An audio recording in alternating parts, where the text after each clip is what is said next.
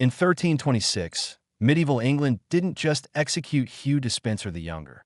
They turned his death into a 4-hour torture spectacle so horrific it makes modern horror films look tame. Picture this: a man dragged naked through the muddy streets of Hereford. Thousands of spectators, merchants, peasants, even children, cheering as his body is systematically destroyed. High above, Queen Isabella, the woman he betrayed, sits on a velvet-draped platform, sipping French wine as his entrails are burned before his eyes. This wasn't just punishment. It was vengeance as performance art, a public festival of pain meant to erase a man who dared to control a kingdom. We have the eyewitness accounts, the court records, the chilling chronicles that describe every scream. This is the story of how one man's depravity led to the most creative and disturbing execution in English history, and why an entire nation called it justice. Let's rewind to 1316. England is a land of stone castles and whispered conspiracies, where power is a game of knives and loyalty is a currency more valuable than gold. A minor knight named Hugh Despenser the Younger is appointed royal chamberlain, a role that sounds like a glorified secretary, but is anything but. Imagine controlling every letter, every audience, every whisper that reaches the king. In modern terms, it's as if one person held the keys to the president's inbox, phone, and schedule, deciding who gets heard and who gets ignored. This wasn't just administration, it was power disguised as parchment. Hugh didn't earn this role through battlefield heroics or diplomatic genius. He won it with charm, cunning, and a knack for whispering exactly what King Edward II wanted to hear. Edward II was a king in name, but a puppet in practice, a man more suited to tending fields than ruling a fractious kingdom. The Vita Edwardi Secundi, a contemporary chronicle, describes him as a king who preferred thatching roofs to issuing decrees, a ruler who left governance to others while he played at being a commoner. This weakness was Hugh's opportunity. By 1316, England was a tinderbox of rivalries, nobles vying for influence, the crown clashing with barons, and tensions simmering with France. The royal court was a labyrinth of ambition, where every gesture carried hidden meaning. A bow too shallow could spark a feud. A letter misplaced could cost a life. Into this chaos stepped Hugh, a man with no great lineage, but an uncanny ability to exploit the cracks in medieval power. Within weeks of his appointment, Hugh transformed the royal household into his personal domain. He didn't just manage the king's affairs. He became the gatekeeper of England itself. Picture a typical morning in Edward's court. Before dawn, Hugh arrives at the king's chambers in Westminster, a fortress of cold stone and flickering torches. Piles of letters await, pleas from nobles, demands from bishops, treaties from foreign courts. But Hugh doesn't simply sort them. He decides their fate. A complaint from the Earl of Lancaster about oppressive taxes? It's tossed into the fire, the wax seal melting into oblivion. A bishop's warning about church corruption? Hugh pockets it, promising to handle it personally. By noon, a line of nobles stretches through the Great Hall, some having traveled weeks across muddy roads, their coffers drained for the privilege of begging an audience. But Hugh controls the door. Lord Berkeley, a baron whose lands could field an army, once waited 6 months for a 5-minute meeting, because Hugh didn't like the way Berkeley's eyes lingered during a banquet. The Chronicle of Lanercost notes Hugh's vengeful memory for slights, a trait that turned petty grudges into life-or-death vendettas. He wasn't just petty, he was surgical. By 1320, he had purged the king's council of anyone who dared question him, turning it into an echo chamber of his own design. The chronicler writes, "The king's council became Despenser's shadow, repeating his will as if it were divine." This wasn't just power, it was domination. Hugh's influence extended beyond politics into the very pulse of the kingdom. He controlled access to Edward II, a king so emotionally dependent that he called Hugh my dear and faithful friend. Even as nobles whispered of tyranny, to understand Hugh's rise, you must grasp the fragility of medieval England. The Great Famine of 1315 to 1317 had left fields barren and villages starving, eroding trust in the crown. Barons, still bitter from earlier rebellions, watched Edward's favoritism with growing alarm.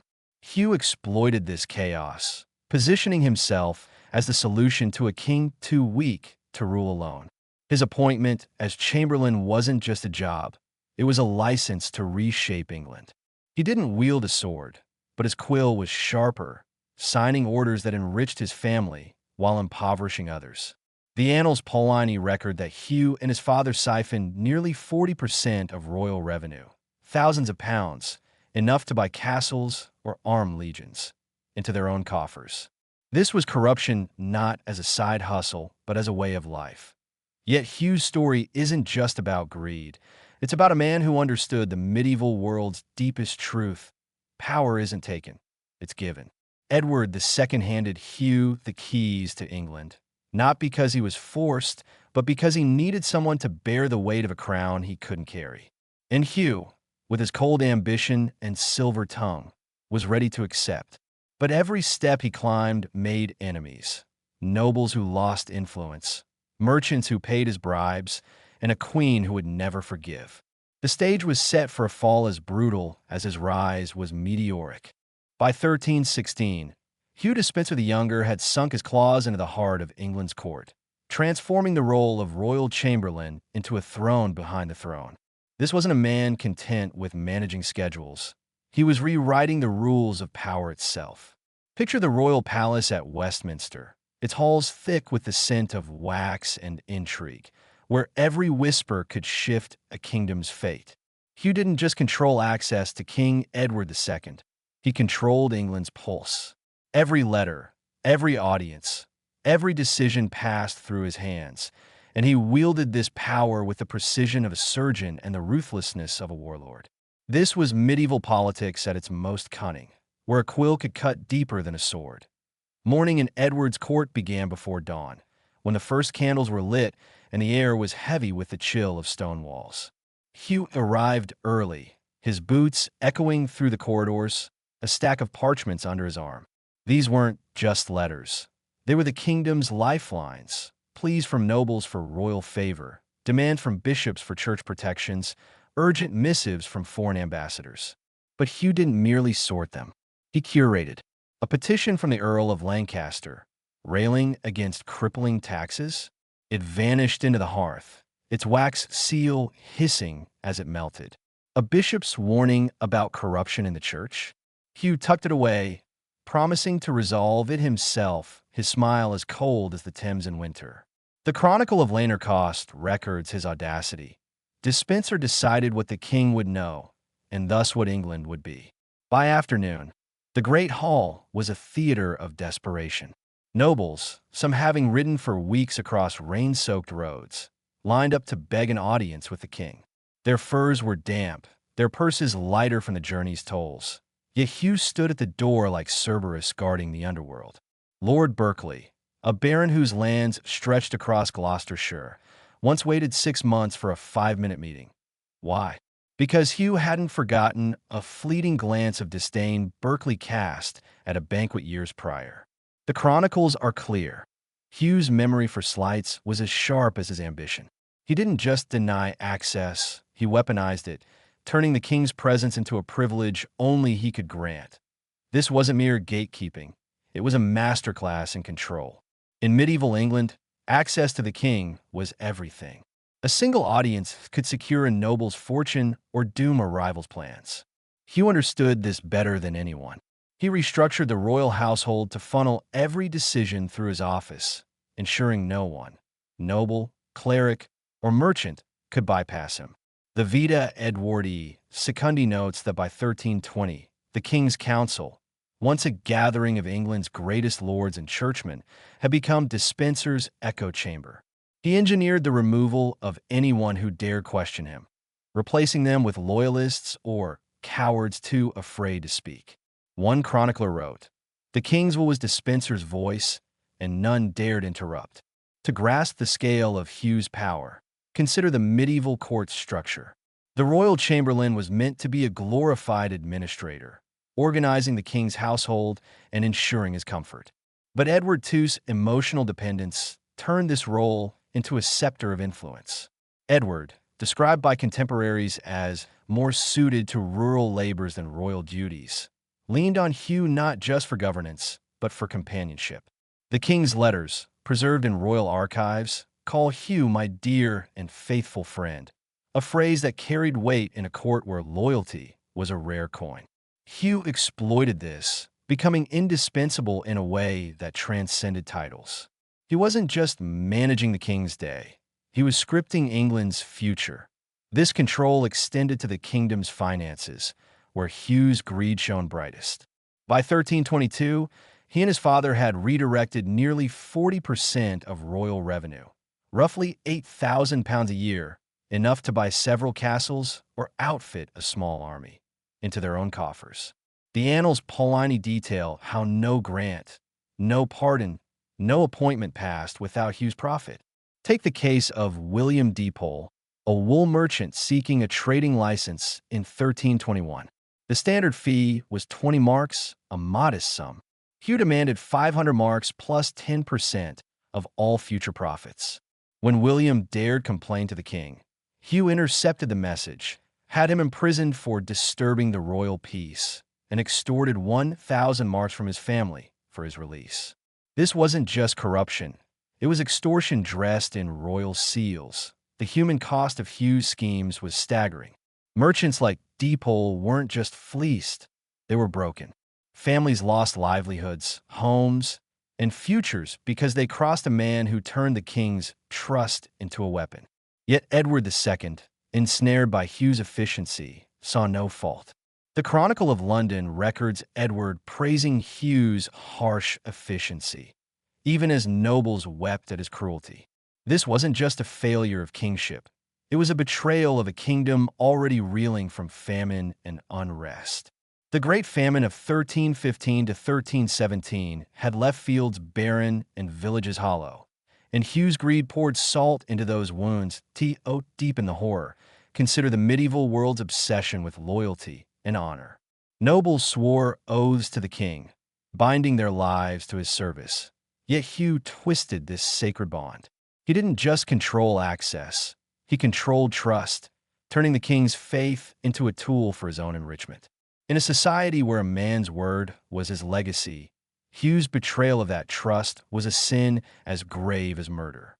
His actions ripple through the chronicles, painting a picture of a man who didn't just play the game of power.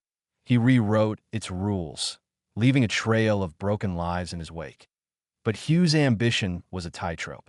Every letter he burned, every noble he snubbed, every coin he pocketed added weight to the enemies gathering in the shadows. He wasn't just building an empire, he was building a pyre. And one woman, more than any other, was watching, waiting, and remembering every slight. Queen Isabella, the daughter of French kings, would soon prove that Hugh's greatest mistake wasn't his greed, it was underestimating the fury of a queen scorned. Hugh Despenser's grip on England wasn't just about controlling access to the king. It was about turning the kingdom's wealth into his personal treasury. By 1322, he and his father had siphoned off nearly 40% of England's royal revenue, roughly £8,000 annually, a fortune that could buy castles, arm armies, or bribe entire regions into submission. This wasn't subtle corruption hidden in ledgers. It was theft on a scale so brazen it shocked even a kingdom used to noble greed. The Vita Edwardi Secundi records that no grant, no pardon, no appointment passed without Hugh's profit, as if England's treasury were his private coffer. His schemes didn't just enrich him. They bled the kingdom dry, leaving merchants ruined, nobles enraged, and a nation teetering on the edge of rebellion. Picture a bustling market in London, 1321, where wool merchants like William Deepole navigate a web of trade routes that stretch from Flanders to Gascony. Wool was England's lifeblood, a commodity that fueled its economy and filled royal coffers. Deepole, a man who'd built his fortune through grit and savvy, sought a routine trading license, expecting to pay the standard fee of 20 marks. But Hugh, ever the opportunist, saw a chance to squeeze. He demanded 500 marks, 25 times the normal rate, plus 10% of all future profits. When Deepole dared to appeal to Edward II, Hugh intercepted the complaint, had him arrested for disturbing the royal peace, and imprisoned him in the Tower. Deepole's family, desperate, paid 1,000 marks for his release, a sum that could have bought a manor. The Chronicle of London notes the chilling aftermath. Deepole returned to his trade a broken man, his business crippled, his spirit crushed. This wasn't an isolated incident. It was Hugh's playbook. The Annals Paulini describe how he turned the royal administration into a machine of extortion, targeting merchants, minor nobles, and anyone with wealth to spare. Take the case of Richard at Wall, a Southampton trader whose ship carried Flemish cloth worth 2,000 marks. Hugh's agents seized the cargo, claiming unpaid crown debts that existed only in forged documents. Richard's protests led to a fine of 300 marks and a warning: complain again and lose everything. Across England, families like Richard's faced ruin as Hugh's greed reshaped the economic landscape. The Polychronican estimates that by 1322, Hugh's schemes had displaced over 50 merchant families, their livelihoods sacrificed to his ambition. To understand the scale, consider medieval England's economy. The Great Famine of 1315 to 1317 had already devastated agriculture, leaving villages starving and markets fragile. Wool and wine trade were among the few reliable sources of wealth. Yet Hugh targeted these like a predator scenting blood. His control over royal revenue wasn't just about skimming taxes. It was about redirecting entire streams of income. The Vita Edwardi Secundi details how Hugh and his father manipulated royal grants to funnel £8,000 annually into their hands, enough to fund a small war. This wasn't just corruption, it was economic warfare waged against England's own people. Merchants who once drove prosperity now begged for scraps, their trust in the crown shattered. Hugh's methods were as cunning as they were cruel. He exploited the medieval legal system's vulnerabilities, where royal seals trumped truth.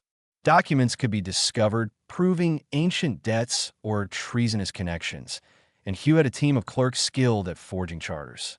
The Chronicle of Lanercost describes one instance where a Norfolk merchant was forced to pay 400 marks for a fabricated debt dating back to Edward I's reign, a debt no one could disprove because the records were in Hugh's hands. Judges, serving at the king's pleasure, rarely challenged him. Juries, intimidated or bribed, nodded along. The system wasn't broken. It was bent to Hugh's will. The human toll was devastating. Behind every extorted mark was a family pushed to the brink. In York, a wool merchant named Thomas de Vere lost his entire stock to Hugh's agents, who claimed it as security for a vague offense. His wife, Marjorie, petitioned the king, only to be fined 100 marks for impudence. Their children, once destined for prosperous marriages, were reduced to laborers. Such stories littered the chronicles, each one a testament to Hugh's ability to weaponize bureaucracy. The Annals Paulini recount a widow in Bristol who lost her husband's shop to Hugh's demands, her pleas ignored as he claimed her property for the crown's benefit. These weren't just financial losses. They were lives dismantled, dreams erased. Edward II's complicity deepened the horror. The king, enthralled by Hugh's efficiency, turned a blind eye. The Chronicle of London records Edward calling Hugh "my dear and faithful Hugh." Even as merchants wept and nobles fumed. Edward's detachment wasn't just negligence, it was betrayal. In a kingdom where loyalty to the crown was sacred, Hugh's corruption, sanctioned by royal approval, felt like a stab to the heart. The famine had already eroded faith in governance. Hugh's greed turned that erosion into a chasm. Culturally, Hugh's action struck at the medieval ideal of justice. In a society bound by oaths and honor, his extortion mocked the feudal contract, where lords protected their people in exchange for loyalty.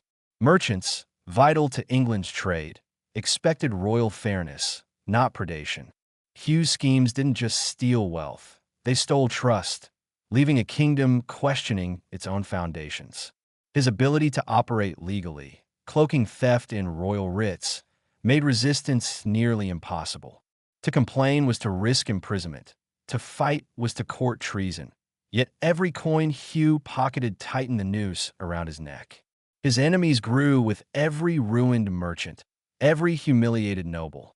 The Polychronicon hints at whispers in alehouses, where men toasted to Hugh's downfall, their anger simmering like a storm on the horizon. And no one felt that storm more keenly than Queen Isabella, whose own wealth and dignity Hugh would soon target. His financial empire, built on extortion and forged documents, was a house of cards waiting for a spark, and Isabella was ready to light the flame. To understand how Hugh Despenser turned England into his personal playground, you must first understand the man who handed him the keys. King Edward II, a monarch whose crown sat heavy on a head more suited to fields than thrones. In 1320, as Hugh's influence tightened around the court, Edward was unraveling a kingdom already frayed by famine and rebellion. The Vita Edwardi Secundi paints a vivid picture. A king who preferred digging ditches and thatching roofs to issuing decrees, a ruler who shunned the battlefield for the company of laborers. This wasn't just a quirk. It was a fatal flaw in a medieval world that demanded kings be warriors, judges, and gods on earth. Edward's weakness wasn't just personal. It was political dynamite, and Hugh Despenser was the spark. Edward II's reign began in 1307, inheriting a kingdom battered by his father's wars and a nobility itching for power. By 1316, when Hugh became Chamberlain, England was a tinderbox. The Great Famine had starved thousands, taxes fueled baronial unrest, and tensions with France loomed like storm clouds. Edward, unlike his iron-fisted father, Edward I, lacked the stomach for governance. The Chronicle of Lanercost describes him as more interested in rural pursuits than royal duties, a polite way of saying he'd rather be a farmer than a king. He spent days with commoners, mending fences or forging horseshoes, activities that delighted him but horrified a court that equated kingship with martial glory. In a society where a king's strength was measured by his sword arm, Edward's hammer was a scandal. This wasn't just eccentricity, it was a vacuum of leadership. Medieval kingship demanded a ruler who could command loyalty, crush dissent, and project divine authority. Edward failed on all counts. His emotional neediness made him crave loyal companions, not advisors. The annals Paulini note his desperate need for support, a vulnerability Hugh exploited with surgical precision.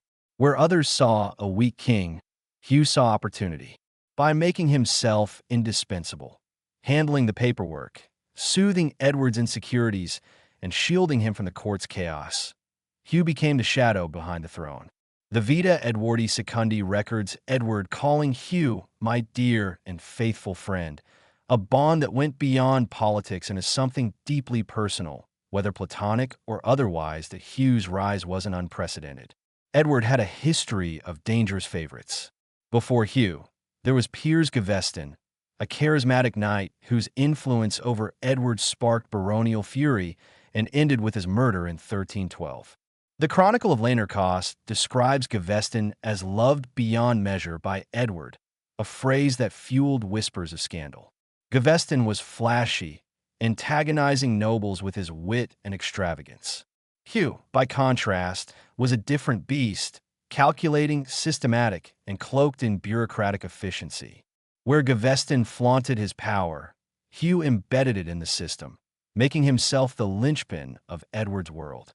The Polychronicon notes, Despenser ruled not by charm but by necessity, a testament to his ability to exploit Edward's weaknesses without drawing the same knives that killed Gaveston.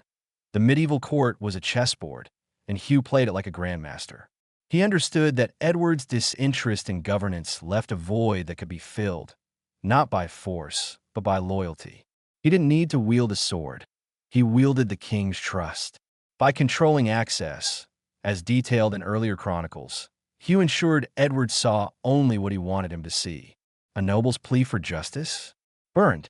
A bishop's warning about corruption? Intercepted. The annals Paulini recount how Hugh shaped the king's mind as a potter shapes clay, a metaphor that captures his subtle domination. Edward, overwhelmed by the demands of ruling, leaned on Hugh not just for decisions, but for emotional stability, a dynamic that gave Hugh unchecked power. This dynamic wasn't just political, it was cultural dynamite. Medieval England revered the ideal of the warrior king, a figure like Edward I, who crushed rebellions and expanded territories. Edward II's preference for craftsmen over knights, for negotiation over conquest, was seen as unmanly, a betrayal of kingship itself. The Chronicle of London whispers of courtiers mocking Edward's common labors, a slight that cut deep in a society obsessed with hierarchy. Hugh capitalized on this, positioning himself as the indispensable shield between Edward and a judgmental court. He didn't just manage the king's schedule. He managed his insecurities, becoming the one person Edward couldn't live without. The economic incentives for supporting Hugh were seductive. Play along, and you might gain tax breaks, legal favors, or lucrative posts. Oppose him, and you faced ruin. The Vita Edwardi Secundi details how nobles who aligned with Hugh received choice appointments, while dissenters lost lands or faced trumped-up charges. This wasn't just favoritism. It was a system of rewards and punishments that turned the court into Hugh's fiefdom. The barons faced a grim choice: support Hugh and enable his corruption, or oppose him and risk treason. Many chose silence, hoping time would shift the winds. The Polychronican notes, "The lords waited, like hounds before a hunt, for a chance to strike." But Hugh's grip was relentless, and time was on his side. That Edward's complicity deepened the scandal. The Chronicle of London records him praising Hugh's harsh efficiency. Even as merchants like William Deepole languished in prison and nobles like Lord Berkeley were humiliated, Edward wasn't just passive. He was an enabler, signing off on Hugh's schemes with royal seals that made theft legal. In a kingdom where the king was God's anointed, this betrayal stung. The famine had already broken the people's trust. Edward's reliance on Hugh shattered it further, turning whispers of discontent into roars of rebellion. Hugh's genius was in making himself the solution to Edward's flaws. He didn't just exploit a weak king. He became the scaffolding that held a crumbling reign together. But every move he made, every noble snubbed, every coin pocketed, built a pyre beneath him. The annals Paulini hint at the growing fury, noting a storm of hatred gathering among the nobles. And no one felt that storm more than Queen Isabella, whose dignity and power Hugh would soon target with devastating precision. His alliance with Edward was a fortress, but it was built on sand, and the tides of vengeance were rising. By 1324, Hugh Despenser had turned England into his personal empire, but his ambition demanded one final conquest: the destruction of Queen Isabella, the woman who should have been his greatest ally. This wasn't just politics, it was personal warfare, waged with a cruelty that stripped her of everything: lands, household, children, and dignity. Imagine your closest confidants arrested, your wealth seized, your children torn from your arms, all orchestrated by a man who smiled as he dismantled your life. This was Isabella's nightmare, a queen reduced to a prisoner in her own kingdom. Her humiliation a masterclass in medieval malice cloaked in bureaucracy. It began in September 1324, when Hugh saw Isabella not as a queen, but as a threat. Isabella of France, married to Edward II for 16 years, was no ordinary consort. Daughter of Philip IV, the French king who crushed the Knights Templar, she was a political force, shrewd, charismatic, and vital to England's fragile alliance with France. The Chronicle of London describes her as a queen who navigated the court's serpents with grace, producing heirs and maintaining diplomatic ties. But Hugh, intoxicated by his control over Edward, decided she was a rival to be crushed. His campaign wasn't about killing her. It was about breaking her piece by deliberate piece. The opening blow was financial. In a single day, Hugh orchestrated the seizure of 28 of Isabella's estates, properties worth £20,000 annually, more than most duchies generated. The annals Paulini detail the chilling precision. Royal clerks descended at dawn, reading identical writs declaring her lands forfeit for the safety of the realm. This wasn't random, it was surgical. In medieval England, land was more than wealth. It was power, voice, and identity. By stripping Isabella's estates, Hugh silenced her politically, leaving her unable to reward allies or sustain her household. Her own accounts, preserved in French archives, capture her anguish. "I am treated worse than a merchant's wife, for even they keep their dowries." The humiliation stung deeper than the loss, a public signal that the queen was no longer sacred. Next came the purge of her household. Within a week, Hugh ordered the arrest of 31 French servants. Her physician, her confessor, her children's tutors, even her laundresses. The Chronicle of London records coordinated night raids, with no trials or evidence, only Hugh's word that they were enemies of England. Her physician, who'd served since her childhood in Paris, was thrown into the tower on fabricated charges of espionage. The Polychronican notes, "The queen wept openly in court, but none dared comfort her for fear of Despenser's wrath." A noblewoman who offered Isabella a handkerchief was fined 100 marks for encouraging sedition. This wasn't just isolation. It was erasure, severing Isabella's ties to her French heritage and her personal identity. The cruelest blow targeted her children. Prince John, aged 8, was removed from her care and placed with Hugh's wife, Eleanor de Clare. Princess Eleanor, just 6, was sent to Despenser properties in Wales. Isabella was allowed one supervised visit per month, with Hugh's agents hovering to monitor every word. The Annals Paulini describe her pleading for more time, her voice breaking as she clutched her children, only to be met with cold refusal. In medieval Europe, a queen's power rested on her role as mother to royal heirs. By controlling her children, Hugh didn't just wound her heart, he crippled her future influence, ensuring she'd have no power base even if Edward died. The Scottish incident of 1325 reveals Hugh's malice at its peak. Isabella, tasked with negotiating peace with Scotland, a legitimate royal duty, was abandoned by her military escort on Hugh's orders as she entered contested territory. She narrowly escaped capture, saved by monks who hid her in a border monastery. The Chronicle of Lanercost records Hugh's chilling response. "One less problem to manage if the Scots had done their job." This wasn't just neglect. It was a calculated brush with treason, designed to endanger her life while maintaining plausible deniability. The betrayal cut deep in a culture where loyalty to the crown was sacred and queens were symbols of divine order. Christmas 1324 crystallized her humiliation. At the royal feast, a time when the king and queen traditionally appeared united, Hugh relegated Isabella to a seat below the salt, the medieval equivalent of banishment to the servants' table. Foreign ambassadors, accustomed to her regal presence, were shocked to see England's queen treated like a minor courtier. Her letters, preserved in French archives, reveal her despair. "I am a prisoner without walls, a queen without authority, a mother without children, a wife without a husband's protection." These words weren't just personal. They were a cry from a woman whose role, central to medieval queenship, was being systematically dismantled. In the medieval world, a queen's power stemmed from 3 pillars: her lands, her household, and her maternal role. Hugh attacked all 3 with ruthless precision. Land seizures stripped her political voice, as estates were the currency of patronage. The purge of her French servants wasn't just practical. It was cultural warfare, exploiting England's xenophobia to isolate her from her roots.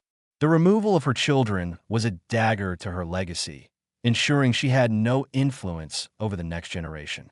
The Polychronican calls it tyranny dressed in bureaucracy, a phrase that captures Hugh's genius for cloaking cruelty in legal writs. Every move was documented, sealed, and justified, making resistance impossible without accusing the king himself. Isabella's plight resonated beyond the court. In a society where women, even queens, were defined by their roles as wives and mothers, Hugh's actions were a public violation of those ideals.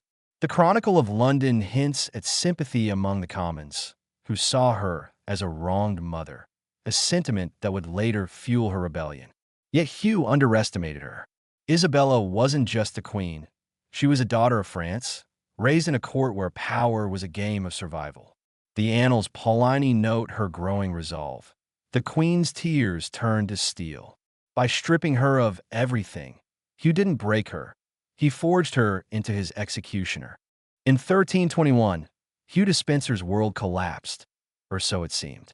Exiled by a coalition of furious barons, the man who had ruled England from the shadows was cast out, his titles stripped, his wealth at risk. Most disgraced nobles would have fled to France or Italy, biding their time in foreign courts. Not Hugh. In an act of breathtaking audacity, he traded his silk robes for a sea captain's cloak and became a pirate, terrorizing the English Channel with a fleet that turned the kingdom's lifeline into his personal toll booth. This wasn't desperation. It was a middle finger to England, a calculated campaign of vengeance that revealed Hugh's true genius, turning exile into opportunity. The English Channel in 1321 was the medieval world superhighway, a bustling artery carrying wool to Flanders, wine from Gascony, and silver from Spain. The Chronicle of Lanercost calls it the narrow seas, where England's wealth flowed like a river. Hugh, with his insider knowledge from years as Chamberlain, knew every current of this river, shipping schedules, cargo values, and the gaps in naval patrols. In just 3 months, his pirate fleet captured 16 merchant vessels, hauling goods worth £60,000, a fortune that dwarfed most nobles' lifetimes. These weren't fishing boats, but major trading ships, laden with 2,000 sacks of wool from Southampton, 500 tons of Gascon wine, and Flemish cloth valued at 8,000 marks. The annals Paulini marvel at his precision. Despenser, who once judged others for theft, became the greatest thief on the seas.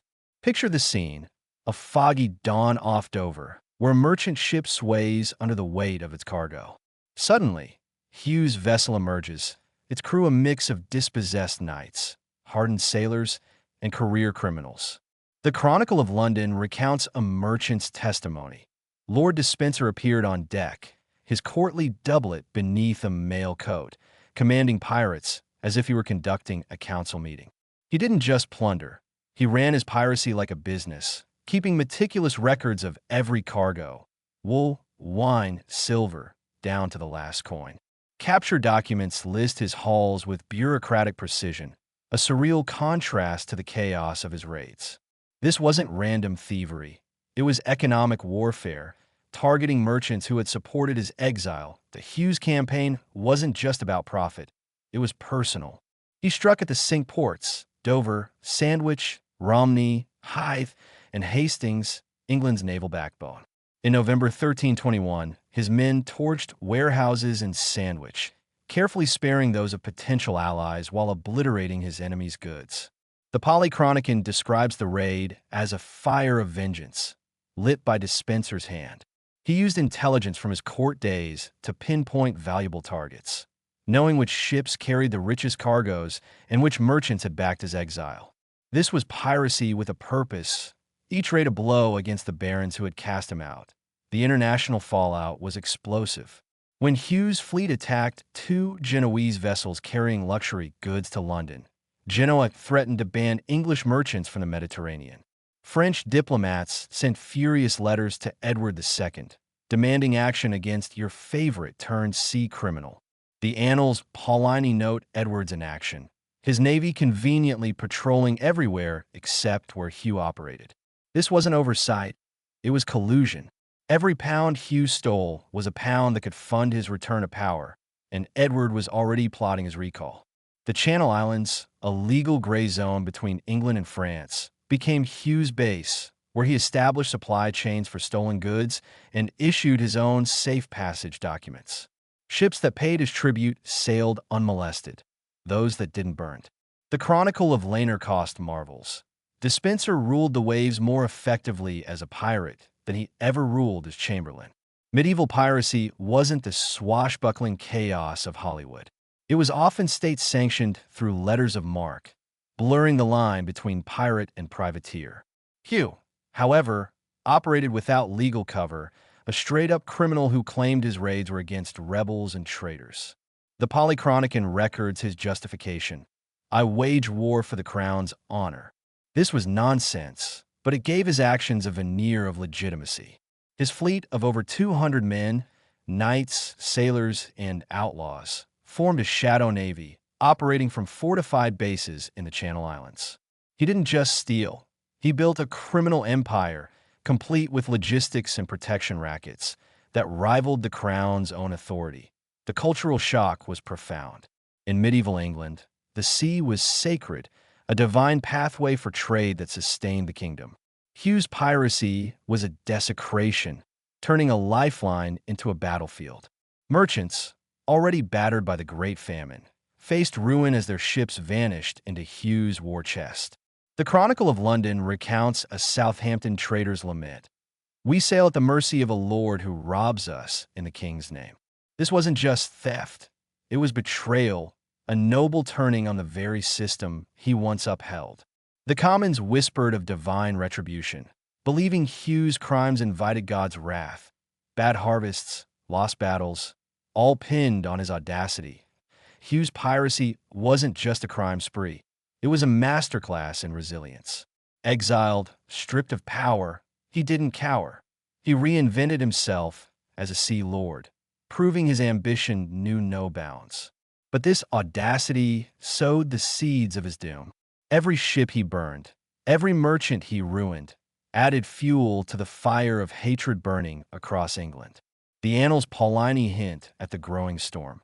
Despenser's name became a curse on every tongue, and no one cursed him more fiercely than Queen Isabella, whose own humiliation at his hands was fueling a rage that would soon set sail. Hugh's pirate days were numbered, but the wealth and network he built on the waves would soon propel him back to power, and into a reckoning he couldn't outrun. When Hugh Despenser returned from exile in 1322, he didn't just reclaim his place at Edward II's side. He unleashed a land theft scheme so vast it made his piracy look like petty larceny.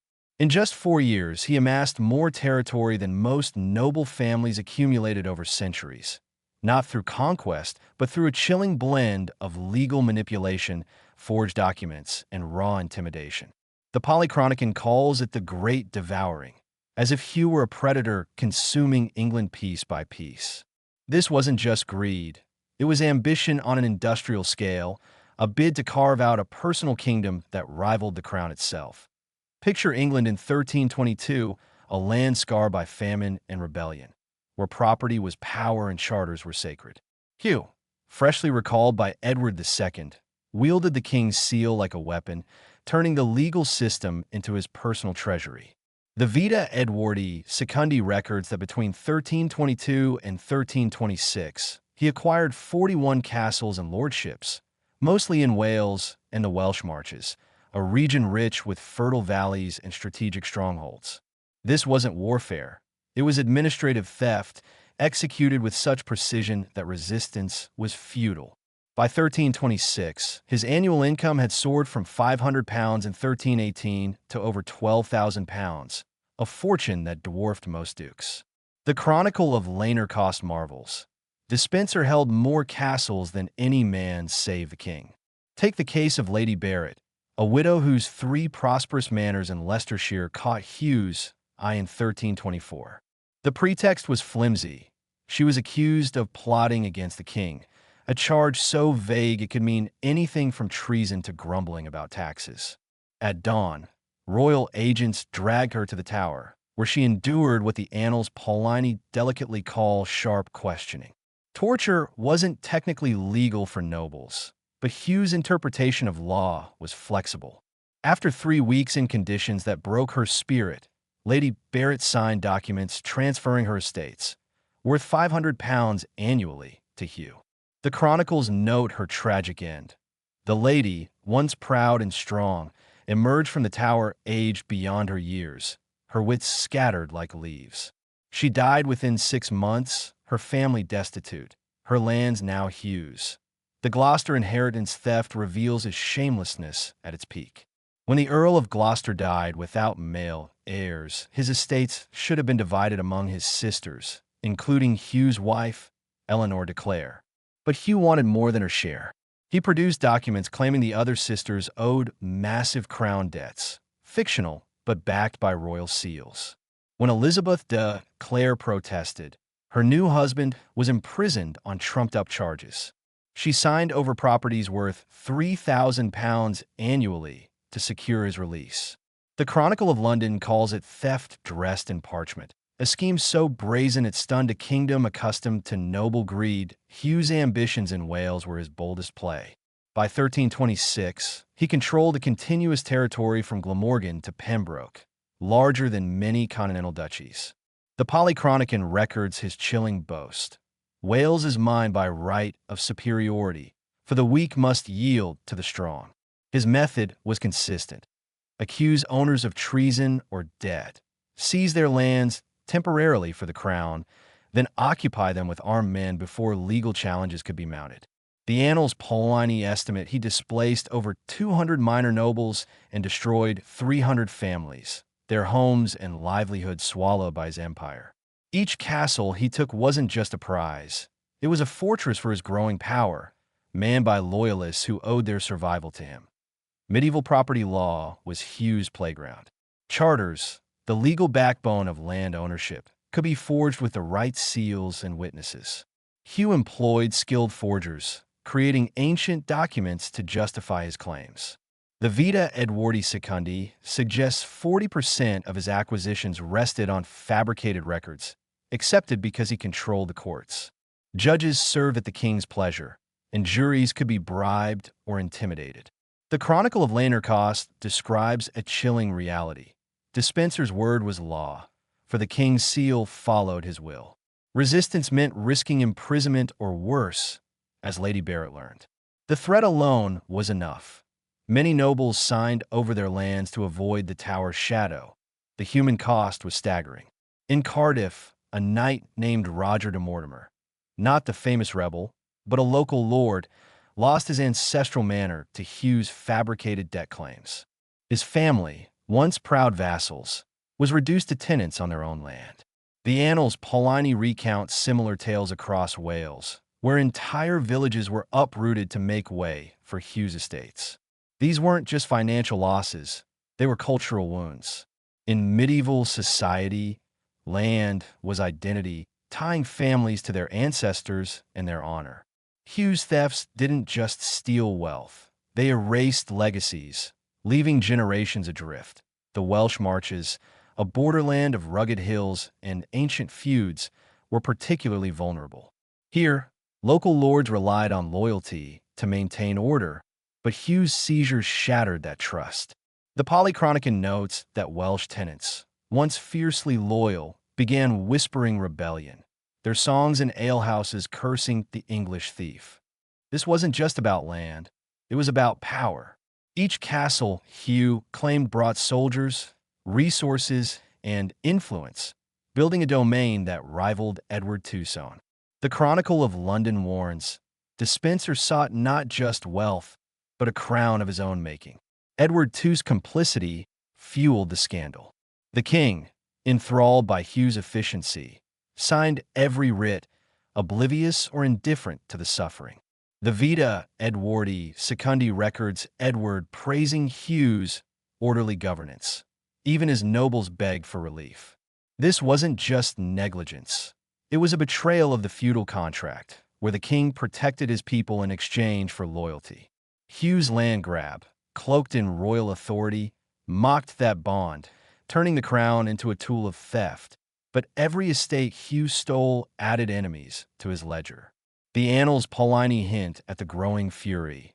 The nobles sharpened their swords in silence, waiting for the moment to strike. Among them was Queen Isabella, whose own lands and dignity Hugh had stripped. His empire of castles was a monument to his ambition, but it was also a target, drawing the eyes of a queen whose vengeance was brewing. Hugh had learned from his exile that direct theft was profitable, but legal theft was sustainable. What he didn't learn was that stealing from a kingdom, and its queen, came with a price no castle could protect him from. As Hugh Despenser's power soared, so did the whispers that would seal his doom. By 1325, medieval England buzzed with accusations that Hugh and King Edward II were more than allies, that their bond was a scandalous sin, a sodomitical affair that threatened the kingdom's soul. The Chronicle of Lanercost hints at the charge. The king and Despenser were inseparable, conducting business in private chambers, emerging only for meals. Suspicious, perhaps, but proof of intimacy? Hardly. Yet these rumors weren't just gossip. They were a political weapon, sharper than any blade, designed to turn Hugh's influence into a cosmic crime. In medieval England, sexuality wasn't just personal. It was a battlefield where truth mattered less than impact. The accusations weren't new. Edward II had faced similar charges with his earlier favorite, Piers Gaveston, murdered by barons in 1312. The Vita Edwardi Secundi compares Edward's love for Gaveston to Jonathan's for David, a biblical allusion heavy with implication. When Hugh rose to prominence, the same script resurfaced. Excessive affection, private meetings, shared gifts. Edward showered Hugh with over 50 properties, countless jewels, and unprecedented power, signing over 200 documents together. An intimacy that clerks found disturbing, as if they were one person in two bodies. But was this love or loyalty? The Annals Paulini note that medieval kingship thrived on gift-giving. Edward gave similar favors to others without scandal. The difference? Hugh's dominance lasted longer, and his enemies were hungrier. The most damning accusation came later, in 1334, from Bishop Orleton, who claimed Edward abandoned his wife's bed for Despenser's company, indulging in sodomy condemned by God. Conveniently, this surfaced 8 years after Hugh's death, when he couldn't refute it. The timing reeks of politics, not truth. Hugh was married to Eleanor de Clare, with multiple children, and no contemporary records suggest he neglected her. If he was hiding a romance with Edward, he maintained a flawless facade. The Chronicle of London notes Eleanor's active role in his schemes, a partner in ambition, not a scorned wife. Yet, as Hugh's power grew, so did the rumors, their intensity tied to his control, not his bedroom. Medieval England weaponized sexuality like modern politics weaponized scandals. Sodomy wasn't just about sex. It encompassed heresy, disorder, and any act deemed unnatural. The Polychronican explains, sodomites threatened the natural order, inviting divine wrath. A bad harvest? Hugh's fault. A lost battle? God's punishment for tolerating him. By linking Hugh to sodomy, his enemies made him a scapegoat for every calamity. The Annals Paulini record sermons preaching unnatural vice in high places, never naming Hugh, but ensuring everyone knew. Poems circulated describing Edward and Hugh in explicit terms. Anonymous letters to foreign courts claimed England was ruled by sodomy. This was propaganda with plausible deniability, designed to disgust and destabilize that in medieval law, sodomy was a capital crime, punishable by burning. More crucially, it justified rebellion. If the king was a sodomite, nobles had a divine duty to act.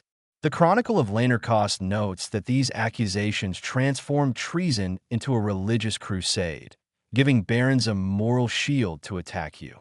The gendered nature of medieval power amplified the charge. Kings were expected to be martial, dominant, and fertile. Edward, who preferred craftsmen to knights and negotiation to war, failed this ideal. The Vita Edwardi Secundi critiques his unmanly pursuits, like thatching roofs, which made his bond with Hugh suspect. Whether their relationship was romantic or political, it excluded others, threatening the feudal hierarchy. The cultural context was brutal. Homosexuality wasn't just a sin, it was a cosmic disruption. The Polychronican links sodomy to natural disasters, a belief rooted in biblical tales of Sodom. Accusing Hugh wasn't about outing him. It was about painting him as a walking curse. The Annals Paulini describe a 1325 sermon blaming England's woes on vices in the court, a coded attack that fueled public outrage. This wasn't subtle. Medieval smear campaigns were the nuclear option, blending prejudice with politics. The Chronicle of London records a crowd chanting death to the sodomite outside Westminster, a sign of how deeply the propaganda took root. Historians remain divided. Some, citing Edward's intense attachments, argue for a romantic relationship. Others see political codependence weaponized by enemies. The Vita Edwardi Secundi offers no definitive proof, only suggestive intimacy, shared signatures, private counsels, lavish gifts. What's clear is the political fallout. Hugh's enemies, led by Queen Isabella, used these rumors to justify his destruction. The Chronicle of Lanarkast notes that Isabella's allies spread the sodomy charge to rally support, framing Hugh as a corrupter of the king's soul and state. In a society where honor was everything, this was character assassination at its most lethal. The human cost of these accusations went beyond Hugh. They deepened Isabella's humiliation, casting her as a neglected wife, and tainted Edward's reign, undermining his divine right. The Annals Paulini hint at the court's growing paranoia, with nobles fearing similar slanders. In medieval England, where reputation was life, such rumors were as deadly as swords. The propaganda didn't just target Hugh, it destabilized the entire court, setting the stage for a reckoning that Hugh's real crime wasn't his sexuality, but his power. The rumors, true or not, were a tool to dismantle it. As his enemies sharpened their knives, the Polychronicon captures the mood. Despenser's name became a synonym for sin, his fate sealed by whispers. Those whispers, amplified by a queen's fury, would soon erupt into a spectacle of vengeance that would make England's darkest nightmares pale. On November 24th, 1326, the city of Hereford became the stage for medieval England's most gruesome spectacle. The execution of Hugh Despenser the Younger, a 4-hour torture festival that turned death into a public performance. This wasn't just punishment, it was vengeance choreographed for maximum horror, a warning etched in blood and agony. The Chronicle of Lanarkast calls it a death designed by demons for the education of mortals, and every detail, from the 3-story scaffold to the cheering crowds, confirmed its demonic artistry. Queen Isabella, watching from a velvet-draped royal box, sipped wine as thousands gathered, their roars blending with the screams of a man who once held England in his grip. Dawn broke over Hereford to reveal a city transformed. A towering platform, built for optimal sight lines, loomed over the execution ground, its wooden beams creaking under the weight of spectators. Wealthy merchants paid premium prices for seats. Street vendors hawked bread and ale. Musicians played to warn the crowd.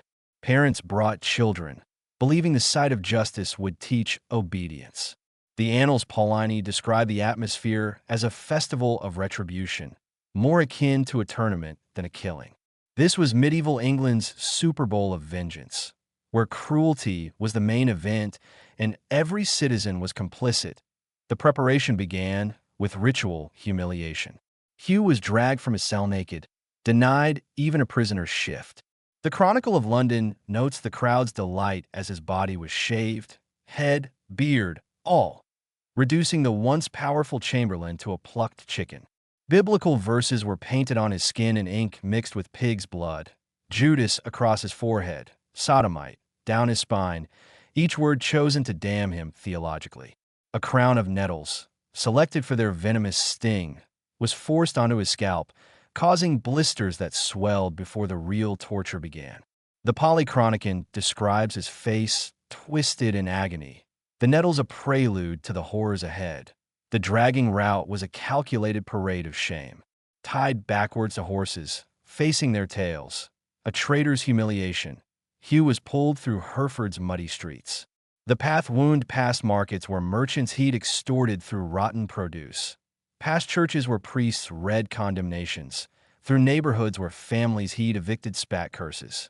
The Vita Edwardi Secundi records every yard lined with victims, their voices a chorus of rage. The scaffold, a 3-story marvel of cruelty, used pulleys to display Hugh at varying heights, ensuring no spectator missed a moment. Musicians played between torture sessions, their drums a rhythm of anticipation. The execution followed legal protocol, but with grotesque embellishments.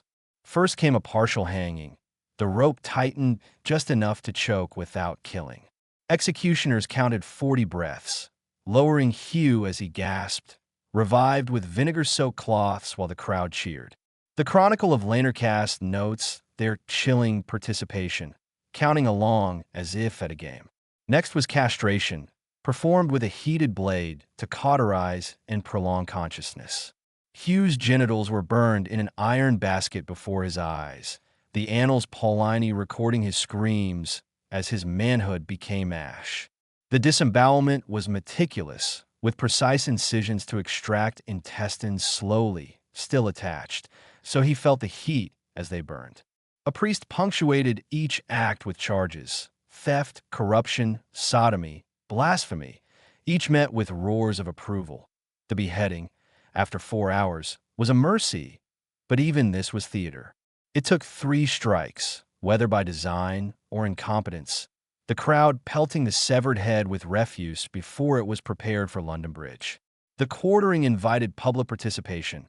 Spectators voted on which body parts went where. London got the head, York the right arm, Bristol the left, Hereford and Northampton each a leg. The Polychronican calls it democracy in vengeance, a communal act that bound the crowd to the spectacle. This wasn't just killing, it was political theater. In medieval England, executions were messages, each element laden with meaning. Castration punished alleged sodomy, severing Hugh's lineage. Disembowelment extracted his corruption. Beheading silenced his evil counsel.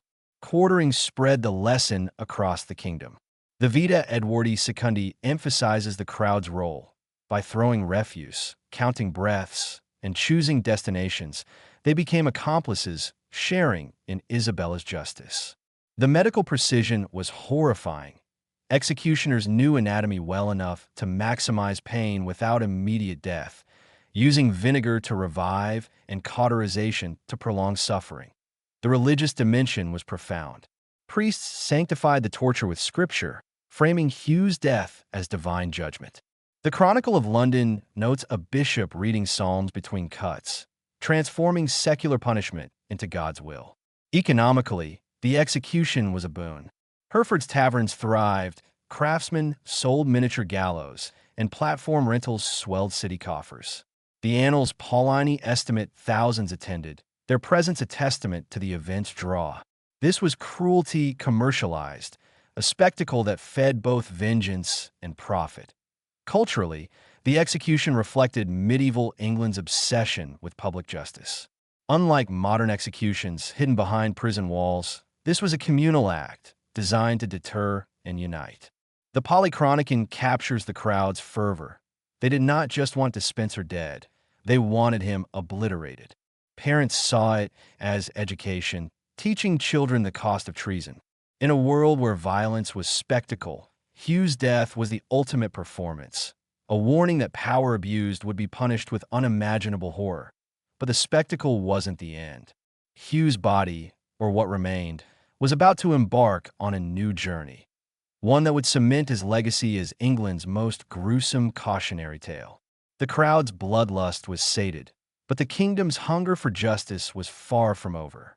The axe's final blow on November 24th, 1326, didn't end Hugh Despenser's story.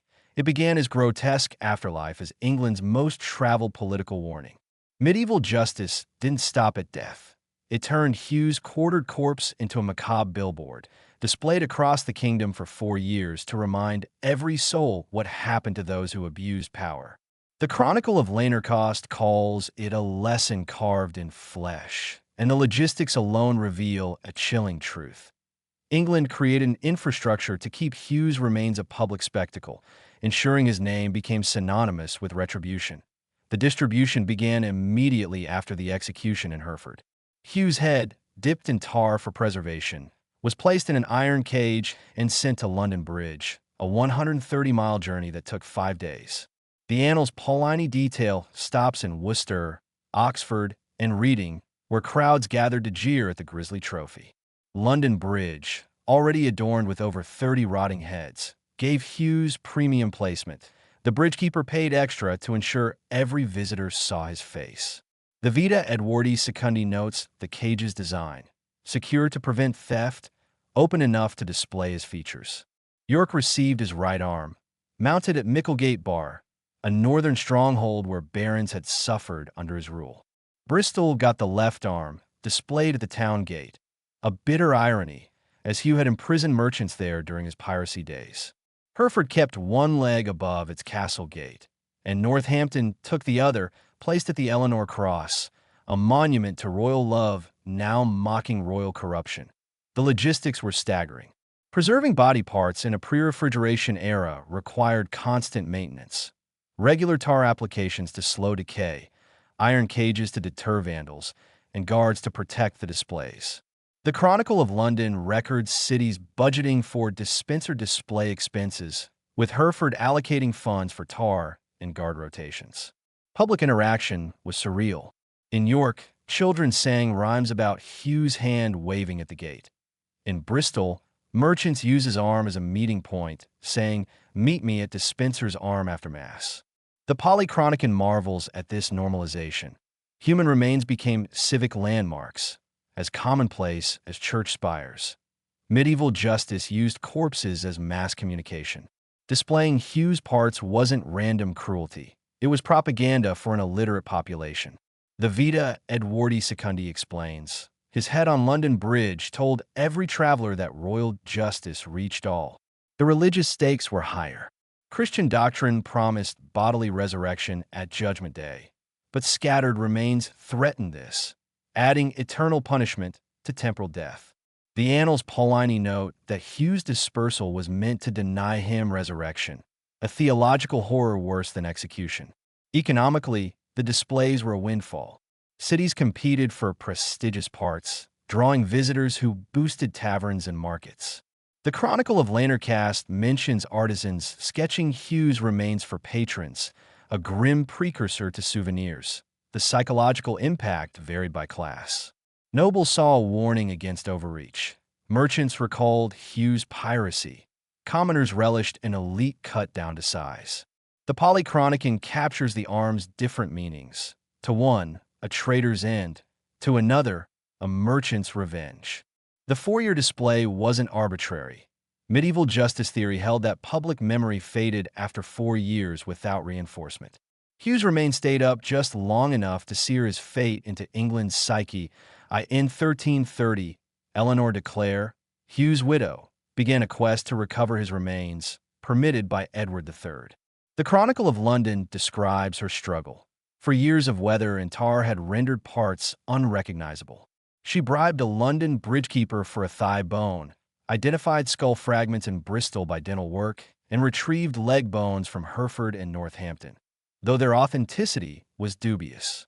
Your claimed dog stole the arm, a convenient excuse. This quest wasn't just personal. It was a cultural necessity, balancing justice with Christian mercy by allowing burial after public penance. The display's sophistication was chilling. Tar preserved features. Cages balanced visibility and security. Heights were calculated for impact. This wasn't brutality. It was engineered intimidation. The Annals Paulini note that cities vied for honor in hosting Hugh's parts, their economies thriving on spectacle. Modern justice ends at death. Medieval justice began there. We debate mugshots online, but medieval England turned heads into civic decorations. The Polychronican reflects.